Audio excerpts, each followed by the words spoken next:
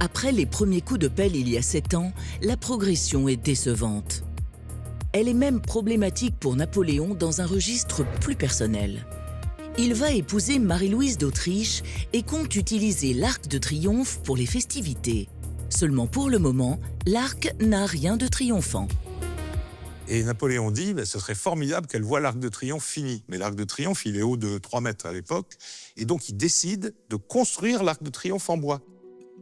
Donc, on a construit provisoirement l'Arc de Triomphe en bois pour que Marie-Louise puisse passer en dessous, descendre les Champs-Élysées et arriver place de la Concorde, où après, elle est entrée aux Tuileries par le jardin. Et c'est un truc de fou, quoi, parce que je vais montrer à ma nouvelle femme comme je fais des beaux bâtiments, quoi.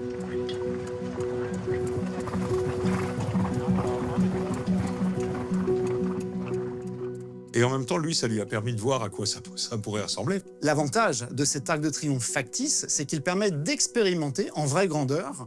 C'est une maquette grandeur nature de ce que devra être l'arc de triomphe. Mais ce faux arc de triomphe est ensuite démoli.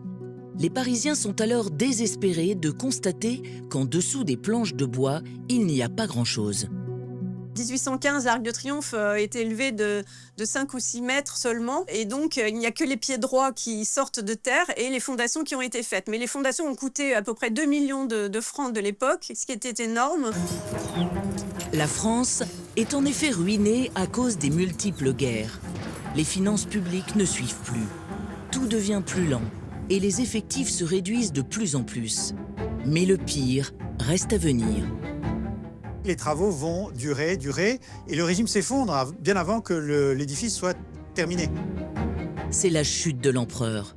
Napoléon perd son pouvoir et la France bascule dans une nouvelle ère. Tous les projets impériaux, y compris l'Arc de Triomphe, sont abandonnés. Pendant des années, l'arc reste figé, bloqué entre volonté politique et manque d'argent. On hésite même à l'abandonner définitivement ou à en changer totalement la fonction.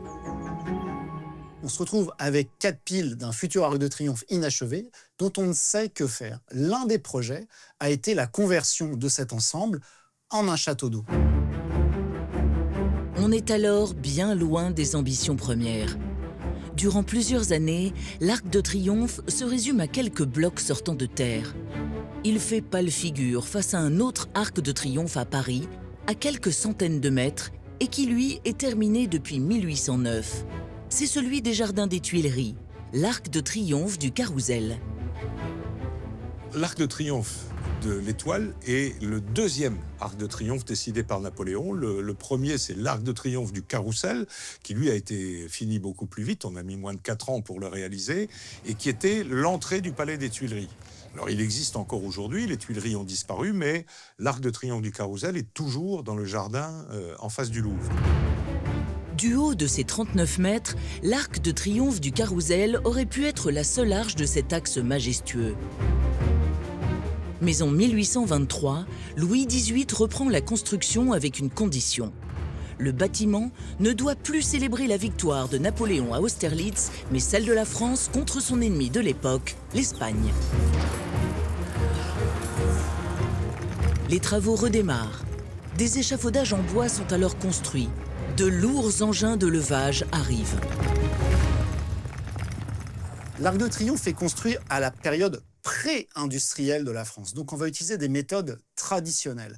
À l'époque, la machine à vapeur est connue, mais elle est encore extrêmement peu utilisée. Les grues, elles sont quasiment intégrées dans les échafaudages, ce qui fait qu'on va monter les pierres une par une, les déplacer ensuite pour les mettre en position, les assembler, et ensuite maçonner la pierre, mettre des joints.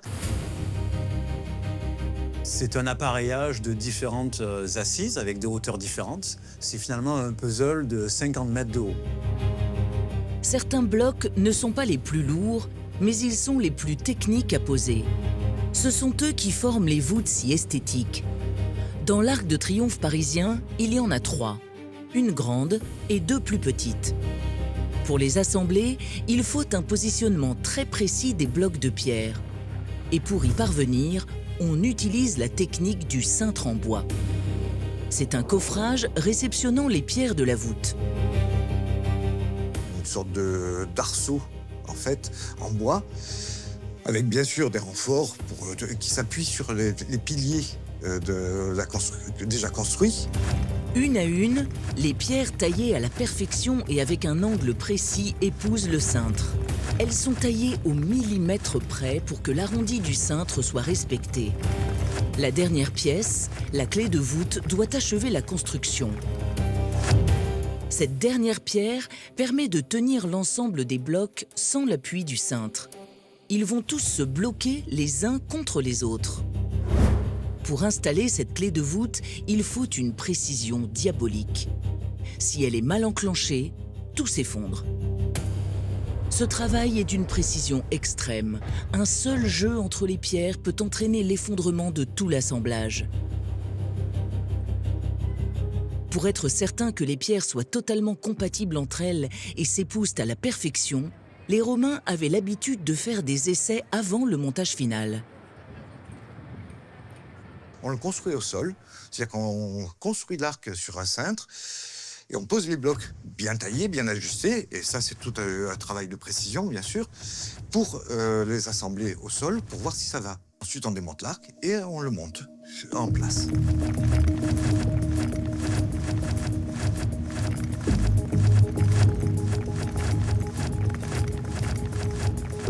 La particularité de l'Arc de Triomphe, c'est cette accumulation de voûtes.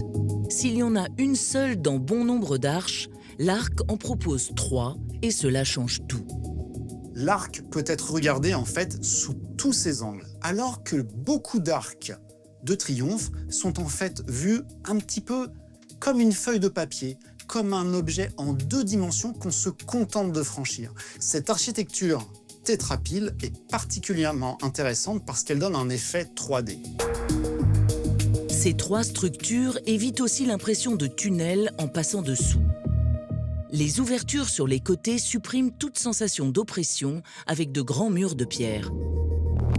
C'est toute la magie de ce bâtiment qui parvient en fait à associer une certaine légèreté, une certaine élégance, surtout lorsqu'il est vu par en dessous, en contre-plongée, et là il révèle en fait tout l'art de ces voûtes. Une fois les voûtes achevées, la construction classique reprend avec la réalisation de l'immense plateau. Et ce que l'on ne voit pas, c'est qu'à l'intérieur, c'est du vide. L'épaisseur entre la voûte et le toit est assez importante, simplement pour des questions de proportion architecturale. On ne peut pas mettre une épaisseur trop fine, donc elle est importante. Du coup, dans cette épaisseur, eh bien, on a la place de mettre 2 grandes salles.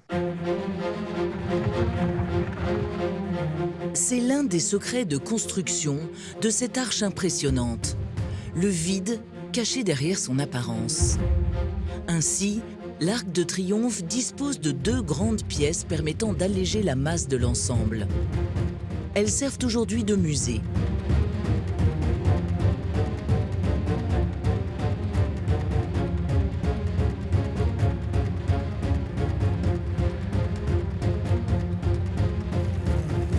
Et pour gagner en poids et ne pas trop contraindre les fondations, les piles non plus ne sont pas pleines. Elles permettent soit l'installation d'un ascenseur aujourd'hui, soit la création d'un escalier en colimaçon avec ses 282 marches. Tout l'art des constructeurs a consisté à faire un bâtiment creux qui va en fait rejeter les efforts convenablement à l'extrémité des voûtes pour que les piliers qui paraissent si massifs de l'extérieur puissent en fait dissiper les forces verticalement uniquement dans leurs murs.